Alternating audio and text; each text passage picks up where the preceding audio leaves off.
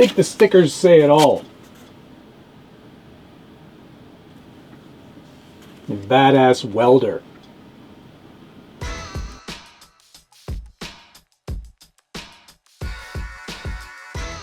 Welcome back to the Scale Builders Guild. Thanks again for watching. It's episode 159 of What's on the Bench Weekly.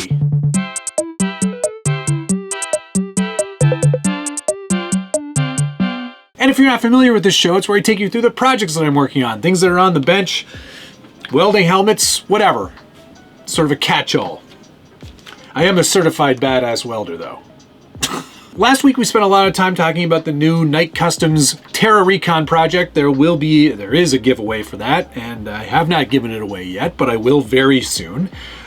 Pretty excited about that one, actually. I think that it's really resonated with people. People love taking something that they already have, like the H10 optic, and making it their own, and what better way to do that than with the Terra Recon, or before it, the Terra Bug. Both excellent conversion kits for the H10 from Night Customs. That giveaway, I'll probably get Rebecca to choose somebody this week, and then we'll get that shipped out right away. So be sure to go back to that previous video, which I'm linking to right up here. You'll be able to enter that and hopefully win.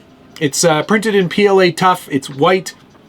Has everything you need, including some of the hoods that haven't been released yet, so that's kind of cool. That's free of charge anywhere in the world, because I'm that kind of guy. All right, let's get into the first thing this week. It's actually the thing that you're watching me on right now, and that's this new camera. This is the Sony ZV-E10. Yeah, that's right, ZV-E10. It's a replacement for this camera here, which used to be on the bench. This was the very old, by now, by today's standards, Sony A6500. I'm using the same lens that this one used to use, but this one just died. It's seen a lot of life, and it's been hit by a lot of cars, if I'm honest. And one of the things that broke most importantly was the ability to record to internal media. So it doesn't work at all, which is really super annoying. I tried updating the firmware, I tried reformatting SD cards, it's done. If I'm honest, it's been left on for many, many days at a time, just constantly trying to find focus in the dark.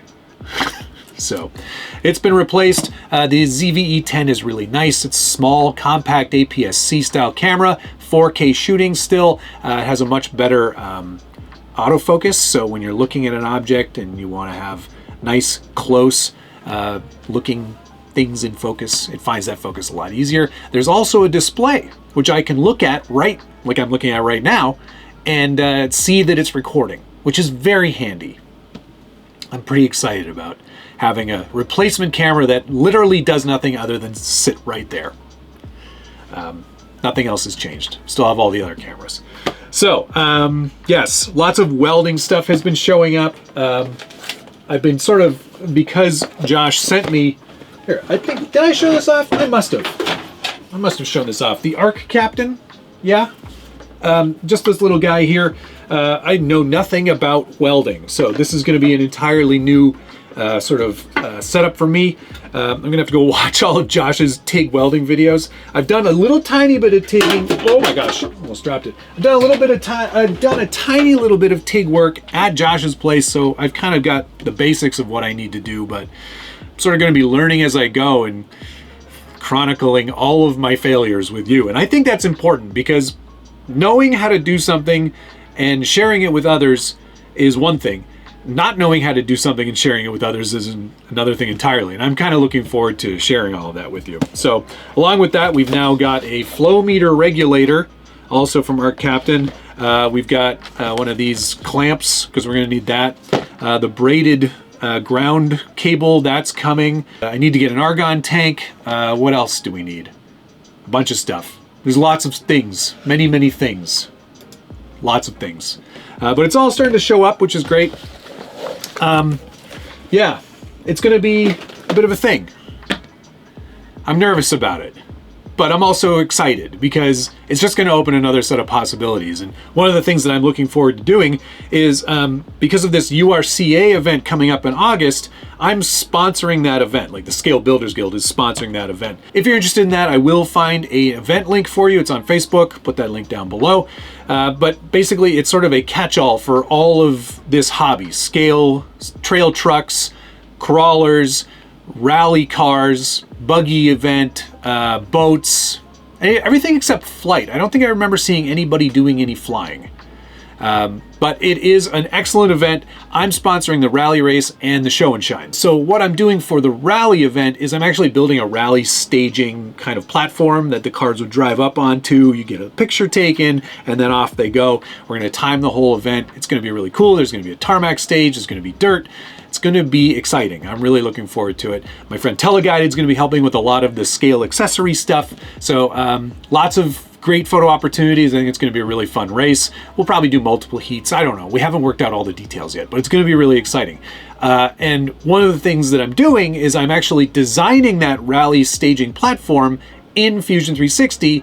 I'm going to get all the pieces cut at Send Cut Send, or the Canadian alternative, which is cutmyparts.ca, and then I'm going to take it all together, hopefully. It's going to be modular though, so I can still transport it easily, but the idea is to have something that can be kind of set up and broken down at the event and get some really cool pictures. So I'm excited about that. I think it's going to be a lot of fun. So yeah, that's where the welding journey will start, when all of this stuff gets here. But enough talking about boring stuff. Let's look at some actual trucks. Maybe.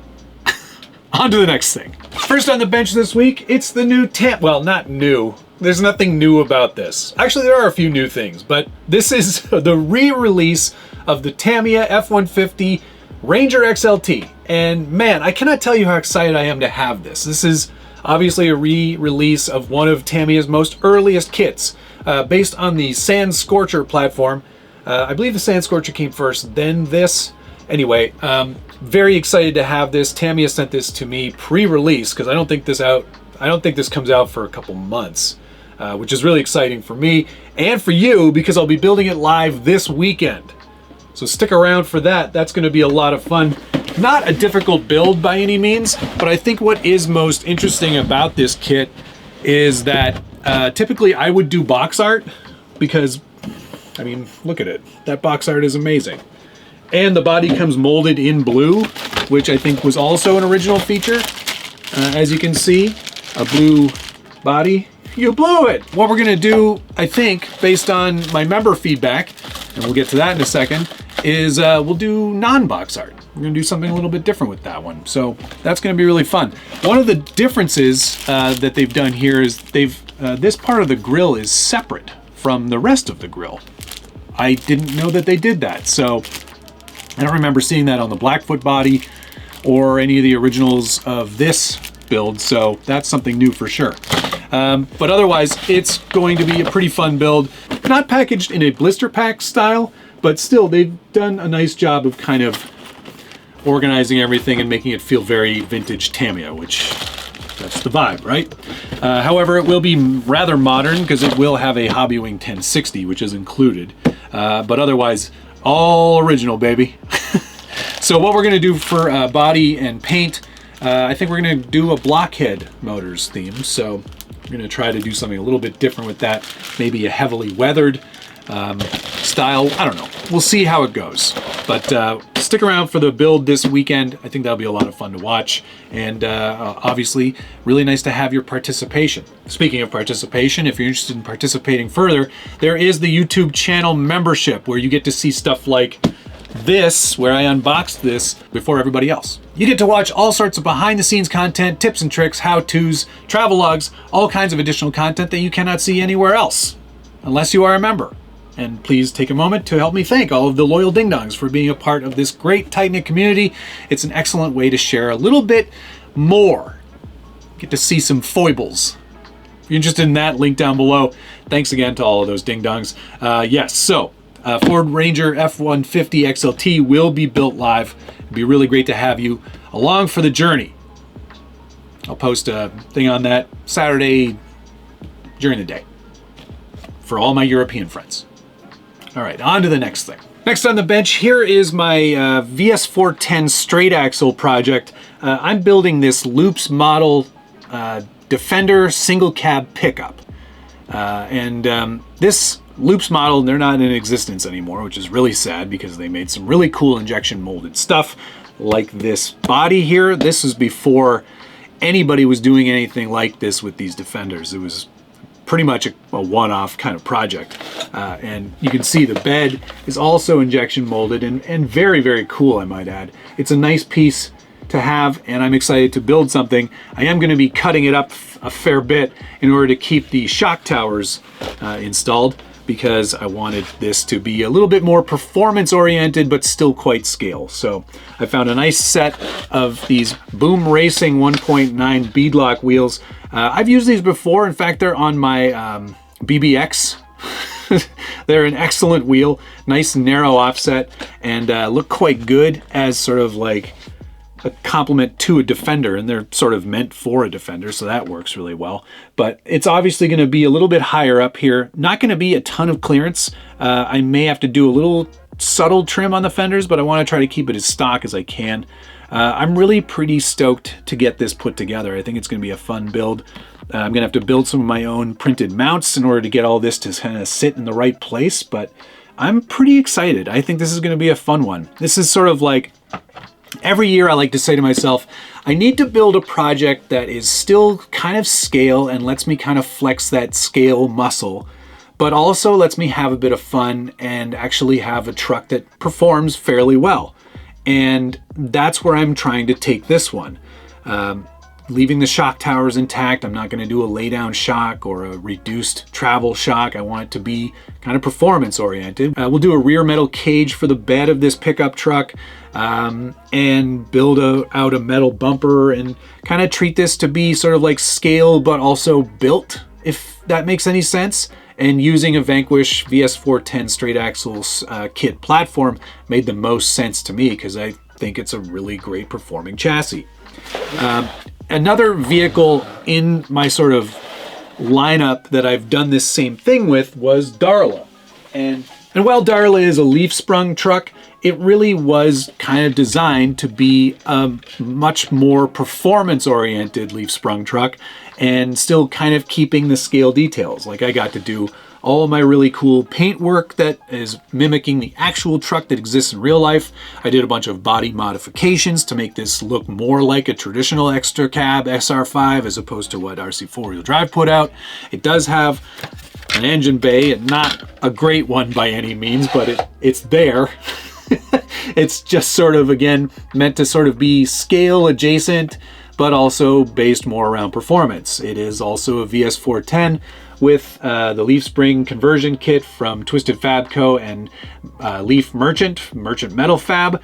Yeah, this truck has seen a lot of living, and I like it a lot. It's a super fun truck. And that's sort of the impetus for what's going to be happening with this guy.